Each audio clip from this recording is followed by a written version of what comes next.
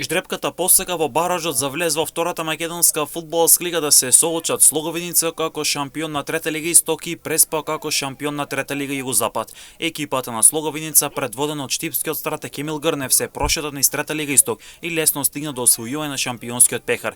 Тимот од Виница имаше 17 победи и само еден пораз на 18 одиграни надпревари, а при тоа го има најефикасниот напад кој реализирал 99 погодици, што е убедливо најдобар напад, ако земе фактот дека Овче Поле го има вториот најдобар напад со само 28 постигнати погодици. При тоа Слоговиница прими само 8 погодици, нови 18 надпревари, а собра 51 бод на своето конто.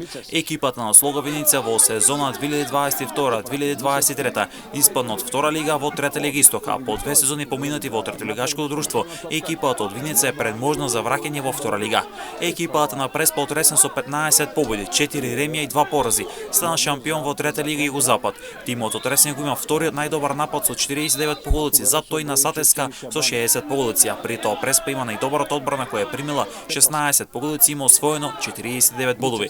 Преспа после долги години има можност да се врати во втората македонска фудбалска лига, а Ресен од следната сезона да гледа одново второлигашки фудбал. Двете екипи ја исполнија првата цел, стана шампиони во своите региони, а сега доаѓа финалното соучување, финалниот меч последните 90 минути до влез во втората лига. Бараш надпревар меѓу Слоговиници и Преспа се игра на теренот на Фудбалската федерација на Македонија во Скопје, сабота од 17 часот.